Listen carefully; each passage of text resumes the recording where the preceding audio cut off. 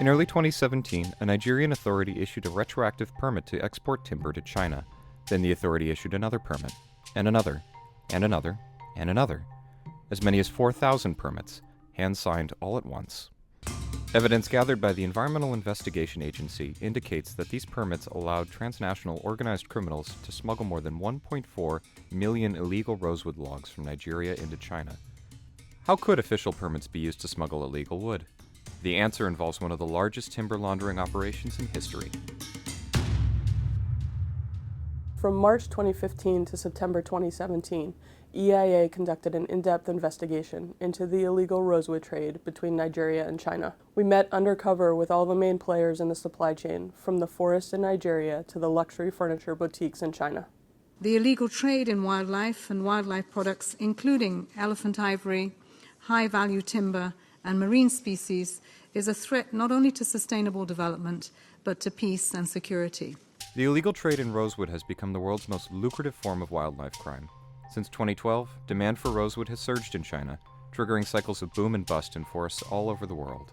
EIA investigators discovered that most of the billion-dollar rosewood trade between Nigeria and China was illegal and focused on a single species known as kosso. We found massive illegal harvesting, smuggling from the neighboring country of Cameroon, the felling of trees in national parks, violation of Nigeria's log export ban, and the systematic forgery of legal documents. All of this routinely facilitated by bribery in both Nigeria and China. A common practice is to obtain pre-signed and pre-stamped official documents through bribes, with the information of the shipment conveniently left blank.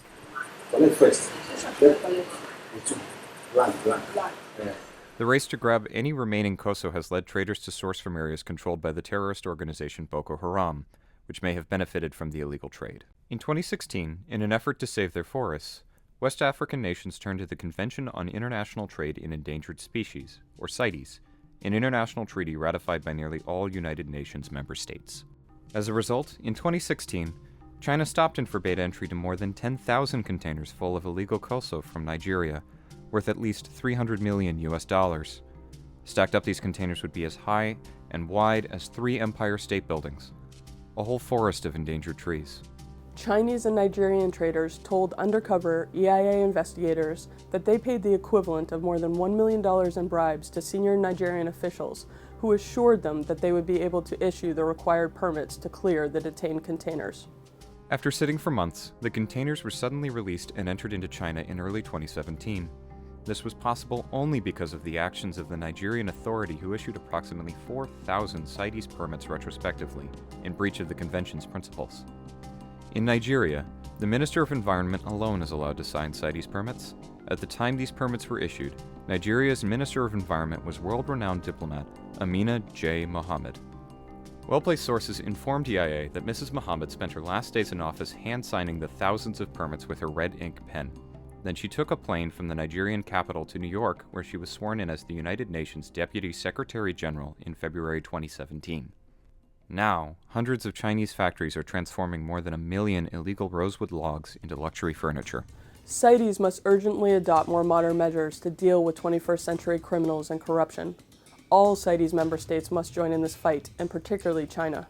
As the principal importer of these endangered rosewoods and the leading importer of timber globally, China has the unique opportunity to ban the import of illegal wood and put an end to the destruction of the world's most fragile forests.